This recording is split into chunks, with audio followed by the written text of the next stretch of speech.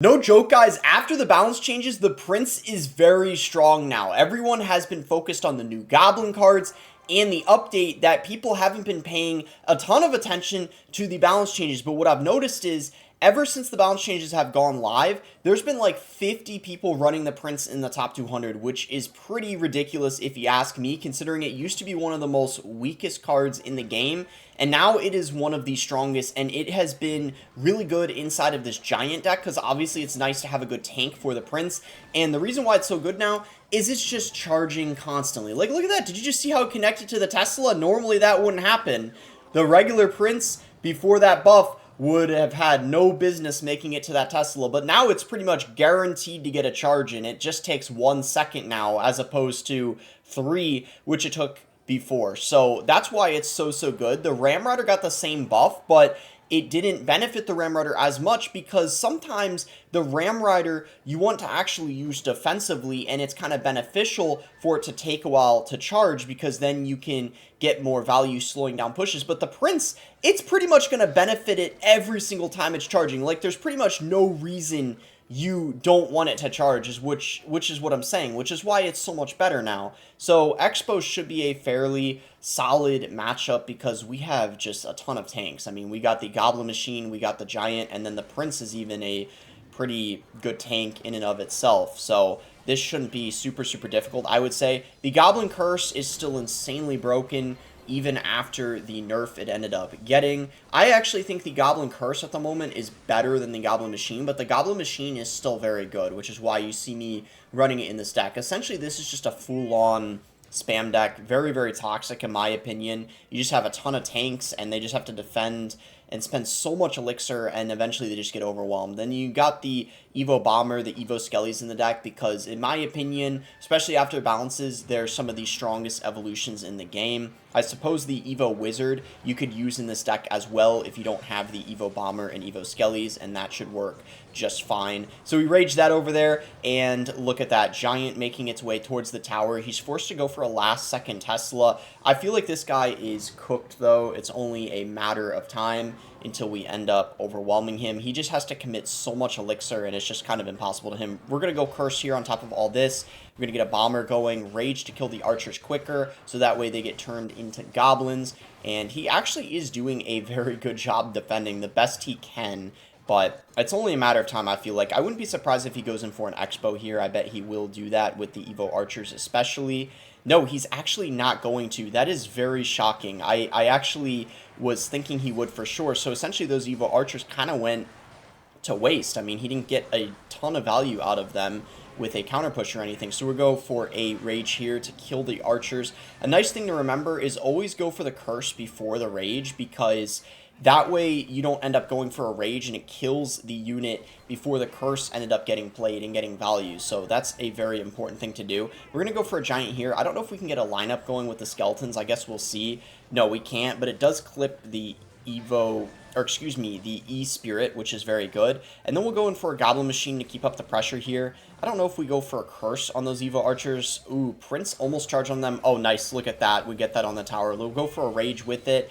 I don't know, guys. From the looks of things, it still seems like the Goblin Machine is pretty busted. So there we go. That's going to be a pretty nice and easy game one. Pretty good matchup, I would say, to be fair, though. All right, so we're in our second match here. We got Giant, Machine, Phoenix in our starting hand. So he's going to go ahead and Bomber. I think I'm going to Rage. That seems to be like an adequate response to that. And he's going to have a Lava. So we have Machine as well as Phoenix. So we have two pretty reliable answers to that Lava. Now, if he does have the Inferno Drag does tend to get a good amount of value against this deck because you don't ever set to it. But what you can do is you can go opposite lane of the Inferno Drag. So whenever they drop that Inferno Drag, which you saw right there, you can pressure in the other lane with your Giant and Prince, ideally. So like right here, we're going to try to get a Giant going here. We're going to kite everything. We're going to get a Bomber to help take out those guards. And then I think we just want to go for a Rage on top of the Lava. Or I could actually go in for a Curse. A Curse might actually be... Oh, you know what? We're going to do both. Curse and Rage. There you go. See that combination in action again. Inferno Drag getting melted by the Duchess. I believe I don't have to do anything. I'm hoping... Oh my gosh, after the Dagger Duchess nerf, you cannot ignore an Inferno Drag anymore. Good to know, because I did not know that. But, alright, well now we know. So guards are going to be a good answer to the Prince, so we got to be a bit mindful of that. I'm going to Prince in this lane. Yup, I called it. I knew he was going to lava. That's why I didn't play it in the right, because I want to go opposite lane of the lava. That's the best thing to do. So we're going to go Bomber here. We're going to go for Skellies, and I'm thinking more likely than not, this is probably going to be maybe a tower trade. We'll see, because there's no way he's defending. And yeah, you can see he's even saying oops, because he thought there was a high chance he was going to be able to defend, and that didn't end up being the case. And he was also forced to go for Skelly drags, otherwise the Prince would have essentially 3-crowned him. So I'm curious what he does here, because I would like to ideally ignore... Oh wow, he decided to... Okay, we're going to go like that, I guess. That should be pretty good. And then, let's see, maybe we go Machine like that. It's going to kite kind of that one Skelly drag, which should be decent. I have no idea why... Okay, let's actually go in like this... And then maybe we go Evo Bomber here, get a Curse going on top of the guards, and then go in for Rage to turn them into Goblins. He goes in for the Evo Bomber, not before, though. We get a ton of damage on top of his tower, and just like that, things are looking really, really solid for us, because he still has a lot of work he's got to do in the other lane. What I'm thinking is we could probably go Giant here. I really want to get his tower. He's going to go in for an Inferno Drag. We'll go Evo Skellies like this, and let's see... Maybe we go Bomber like this to kite a little bit, go in for a Phoenix, and I kind of want to... Okay, let's actually Rage this up here, and then maybe we go in for another Prince, distract with Skellies on this Inferno Drag. Yeah, he's screwed. He's screwed. He still needs to get the tower, and I think arrows on top of the Prince, that's not going to do much. Do we get the 3-crown? No, we unfortunately don't, but we do get the win, which is what matters. Alrighty, in our next one here, we got the Evo Bomb in our starting hand. We'll just definitely go ahead and start off with that to get to the Evo as quick as possible, and he's going to have Knight. So I think we could just Prince same lane. He's going to go Night Witch in the opposite lane. Very interesting. You know what I'm thinking of doing? Let's just go all in here. Screw it. We go Giant, we got a Prince, and then we got a Bomber as well. Like, I mean, this is going to be really annoying for him. We go Phoenix here. And he had to kite, so, I mean, wait, let's curse this, actually? Yeah, to turn the bats into goblins. We have the Bomber coming in. Oh, wow, he just arrowed, but he forgot about the other lane. Prince charging in, let's go. Okay, so, that's not bad. This guy's not very happy. He's spamming the CRL #1 emote. Wow, yeah, he cannot even believe it. We'll go ahead and give him a quick little thumbs up. Why not? Oh, man. Go Skellies here just to ensure that doesn't get any damage on the tower. And yeah, alright, let's just go ahead and Giant same lane as this Wizard. Off to a good start, but because of the King activation, it's definitely not over yet. He still has a good chance of winning, but I mean, the Prince just, it's going to be hard for him to stop, I feel like. So we're going to get a Phoenix going here on top of this Wizard. The Curse, of course, is going to get value against this Night Witch, so that's absolutely fantastic, of course, for us. So we're going to do that, and then we're going to Rage as well to turn those bats into Goblins. And yeah, look at that. We get those Goblins coming in. Prince is going to get stopped because of the Fisherman, so it didn't end up charging. Oh! Let's go. Oh my gosh. I'm sorry, I can't help it.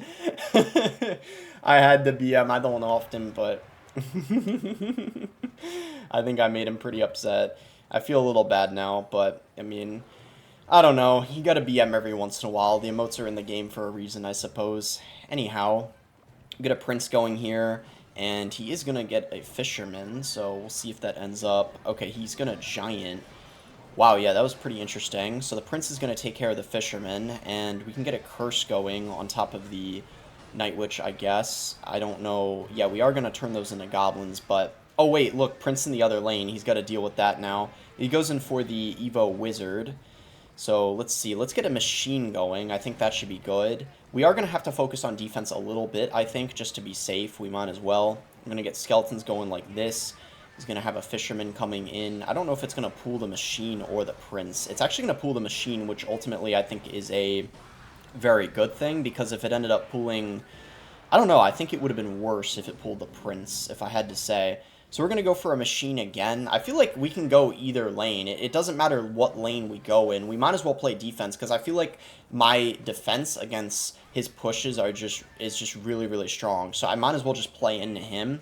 We can go for a Curse like this, and then we can go for a Rage, And that should, I'm hoping, be good game. Yeah, the Evo Bomber's going to line up on the tower. That's going to be good game. Calling it now. There we go. That's going to do it. No emotes, nothing coming out from him. He probably was surprised when I BM'd or something. I don't know. But either way, hope you guys enjoyed the video. The Prince is honestly really, really fun to use. The fact that it's one of the strongest cards in the game now is pretty ridiculous. If you guys enjoyed the video, be sure to give it a like and subscribe. You can use creator code BOSS to support me in any Supercell game. And let me know in the comments if you guys are hype for this Prince buff or not.